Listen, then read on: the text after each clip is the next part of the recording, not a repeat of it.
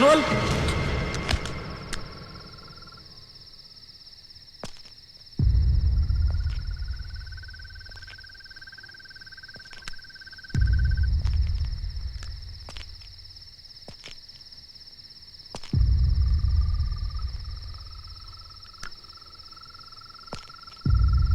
Manual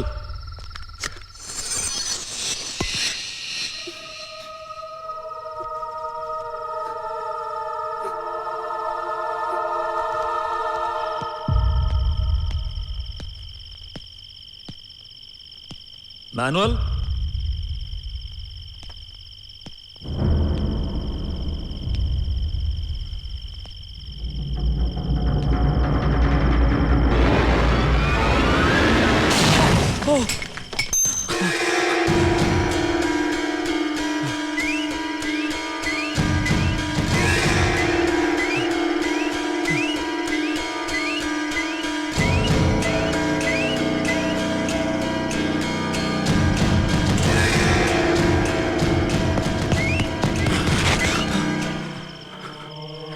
പരിചയമില്ലാത്ത കാര്യമായതുകൊണ്ട് ആദ്യം ഒന്ന് ഉന്നം പിഴച്ചു, ഇനി പിഴക്കില്ല. മാനുവൽ നോ, താൻ ആവശ്യപ്പെട്ടത് ചെയ്യാം. അതിനാ ഞാൻ വന്നത്. നിന്റെ പണം ആർക്ക് വേണം? നിന്നെ ഇവിടെ വരുത്താൻ അതേ വഴിയുണ്ടായിരുന്നുള്ളൂ. മാനുവൽ വേണ്ട പ്ലീസ്. ഇല്ലടാ, എനിക്ക് കൊല്ലാതെ പറ്റില്ല.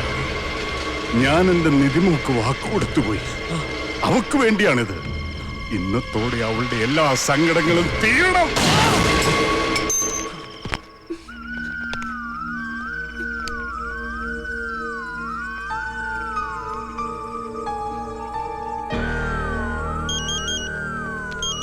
ഹലോ സന്ദീപ്, എനിക്ക് ആകെ ടെൻഷൻ. ഇപ്പൊ അങ്കിള് ഷൂട്ട് ചെയ്തിട്ടുണ്ടാവും അയാള്.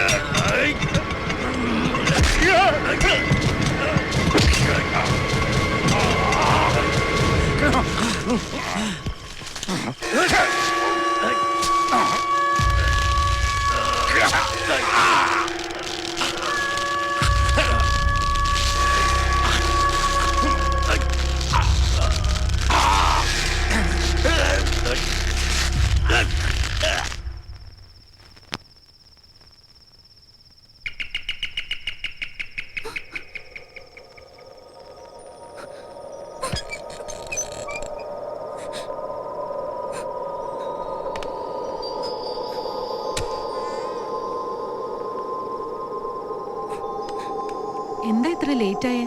സെല്ലിൽ വിളിച്ചപ്പോഴൊക്കെ സ്വിച്ച് ഓഫ് ആയിരുന്നല്ലോ. എംഡിയുടെ ഡിന്നർ കഴിഞ്ഞപ്പോൾ ലേറ്റ്. എന്താ ഈ ദേഷ്യങ്ങനെ?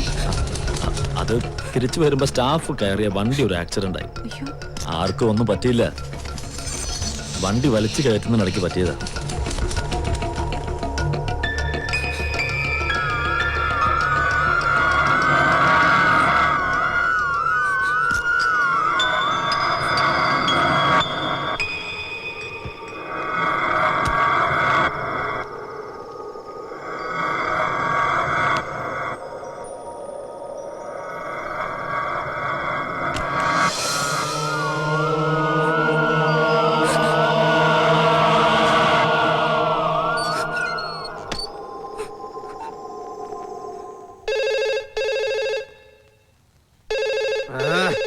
അല്ല, പെണ്ണുങ്ങളായിരിക്കും മനുഷ്യനെ മേൽക്കിടന്നത്. അവിടെ കിടന്നായിരിക്കട്ടെ.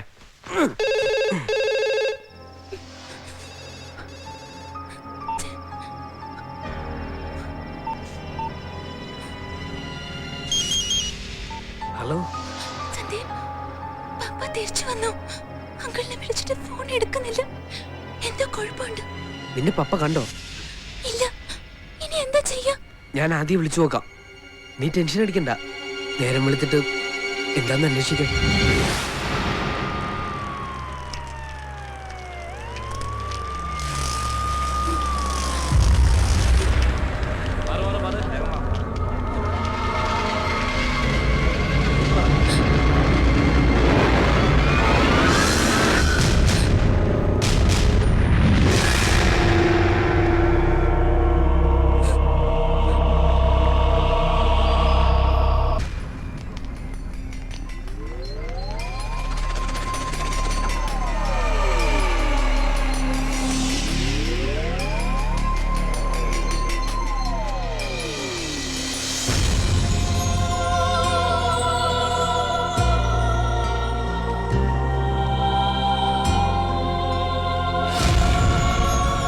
ഒരു ഉത്തരവാദിത്വമില്ലാതെ ജീവിച്ചപ്പോഴേ തോന്നിയിരുന്നു ഇങ്ങനെയൊക്കെ തന്നെ ആയിരിക്കും ഇയാളുടെ അന്ത്യം ഒന്ന്.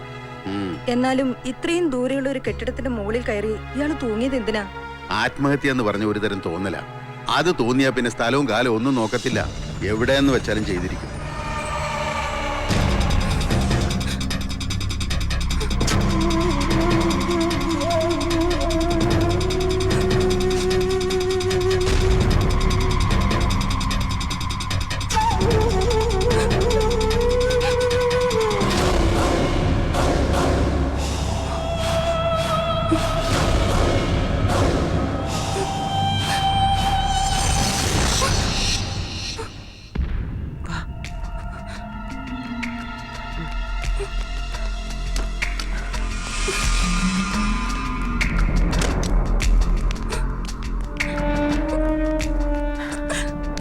മോളെ, അങ്കിള് സൂയിസൈഡ് ചെയ്ത് തന്നെയാണോ?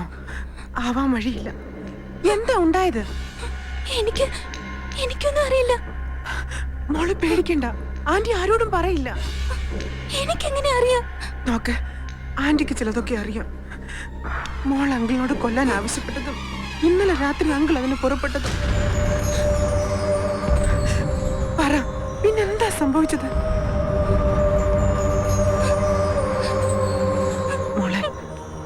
മോൾ അപ്സെറ്റ് ആവണ്ട.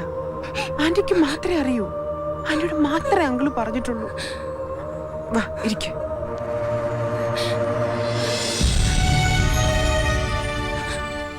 ഇന്നലെ രാത്രി ഇവിടെ വന്നിട്ട് അങ്കിൾ അങ്ങോട്ട് പോയത്. നല്ല ഫോമിലാ കയറി വന്നത്. ആ സമയത്ത് വന്നതിന് ആന്റി കുറെ വഴക്ക് പറഞ്ഞു. എന്നിട്ടും പോയില്ല. ഞാൻ പൊയ്ക്കോളാം ശാലിനി. ചിലപ്പോ ഈ രാത്രി കഴിഞ്ഞാൽ എനിക്കിങ്ങനെ ഇവിടെ കയറി വരാൻ കഴിഞ്ഞില്ല എന്ന് വരും. അതുകൊണ്ട് ഇപ്പൊ കുറച്ചു നേരം നീ എന്നെ സഹിച്ചേ പറ്റൂ. ഈ ആനിമലെങ്കിലെ നീ മനസ്സിലാക്കി കൊടുത്തോളൂ. ഇവിടെ ഒരു നാറികളും മനസ്സിലാക്കിയിട്ടില്ല. ഉണ്ടോടി പേടിത്തൂറി പെണ്ണെ? ഞാൻ ഇന്ന് വരെ നിന്റെ ദേഹത്ത് തൊട്ടിട്ടുണ്ടോ? അനാവശ്യമായിട്ട് ഒരു വാക്ക് പറഞ്ഞിട്ടുണ്ടോ? എന്നിട്ട് ഇവിടുത്തെ സദാചാരക്കാര് പറഞ്ഞു നടക്കുമല്ലേ ഞാനും നീ നമ്മെ ചുറ്റിക്കളിയിലാണെന്ന്. നിനക്കതിൽ വിഷമം ഉണ്ടോടി മോളെ? എന്റെ അങ്കിളെ, നമുക്കത് നാളെ സംസാരിക്കാം. ഇപ്പൊ പോ. ഇല്ലില്ല, ഇന്ന് തന്നെ സംസാരിക്കണം. ഇന്നത്തെ രാത്രിക്ക് ഒരു പ്രത്യേകതയുണ്ട്. ഇന്ന് രാത്രി ഞാൻ ഒരുത്തനെ കൊല്ലാൻ പോവാ. ഭ്രാന്ത് പറയാതെ എണ്ണീറ്റ് പോയേ. ആനിമലങ്ങൾ പറയണതും ഭ്രാന്ത്, ആനിമലങ്ങൾ കാട്ടി കൂട്ടണതും ഭ്രാന്ത്. അതാണല്ലോ പതിവ്. എന്നാ കേട്ടോ, ഇതാ ഭ്രാന്തിന്റെ ക്ലൈമാക്സ്. സ്വബോധത്തോടെ മുൻകൂട്ടി പ്ലാൻ ചെയ്ത് ഞാനൊരുത്തനെ തട്ടാൻ പോവാ. ഒരു 2 മണിക്കൂറിനുള്ളിൽ അത് സംഭവിച്ചിരിക്കും. ഇതിപ്പോ എന്തിനാ നിന്നോട് പറയണമെന്ന് വെച്ചാ, ചിലപ്പോ സത്യങ്ങൾ ബോധ്യപ്പെടുത്താൻ എനിക്ക് പിന്നെ സമയം കിട്ടിയില്ല എന്ന് വരും. അപ്പോ ഒരു സാക്ഷി വേണം. അതാണ് നീ. എല്ലാവരുടെയും മുമ്പിൽ മാനുവൽ കോമാളിയല്ലേ? പെമ്പർനോത്തി അമേരിക്കയിൽ നിന്ന് അയച്ചിരുന്ന കാശ് കൊണ്ട് പുട്ടടിച്ച് കിടക്കുന്ന ഏമ്പോക്കി.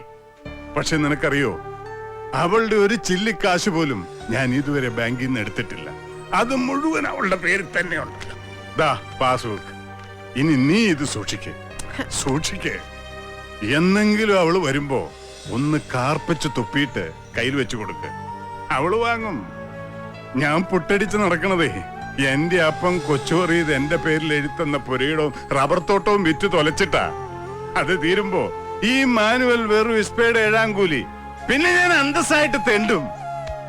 എന്നിട്ട് ഏതെങ്കിലും ഓടെ കിടന്ന് ചാവും. അതിനു മുമ്പ് ഈ ജീവിതം കൊണ്ട് ആർക്കെങ്കിലും ഒരു പ്രയോജനം ഉണ്ടാകും. അതിനിപ്പോ കർത്താവ് ഒരു വഴി കാണിച്ചു തന്നിരിക്കുക. എന്റെ നിധിമോക്ക് വേണ്ടി ഇന്ന് ഞാനത് ചെയ്യും. ആദ്യം അവള് പറഞ്ഞപ്പോ ഞാൻ തമാശയായിട്ട് എടുത്തോളൂ. പിന്നെ തോന്നി അവള് പറഞ്ഞതിൽ കാര്യമുണ്ട്. അവക്ക് സ്വസ്ഥമായിട്ട് ജീവിക്കണമെങ്കിൽ അവൻ ചത്തേ പറ്റൂ. ഒരാളെ കൊല്ലാൻ എന്നെ കൊണ്ട് പറ്റുമോ എന്നൊന്നും എനിക്ക് അറിഞ്ഞുകൂടാ ശാലിനി. ചിലപ്പോ എന്റെ കൈ വിറയ്ക്കും, എന്നാലും ഞാനത് ചെയ്യും. എന്നിട്ട് മാന്യമായി ജയിലിൽ പോയി കിടക്കും എന്റെ മോക്ക് വേണ്ടി. അവളുടെ വിചാരം ഞാനൊരു ബോറനാണെന്നാ. ആയിക്കോട്ടെ, അവൾ അങ്ങനെ തന്നെ വിചാരിച്ചോട്ടെ. ഒരു മോളെ പോലെ എനിക്ക് അവളെ ഇഷ്ടമാണെന്ന് അവൾ ഒരിക്കലും അറിയണ്ട.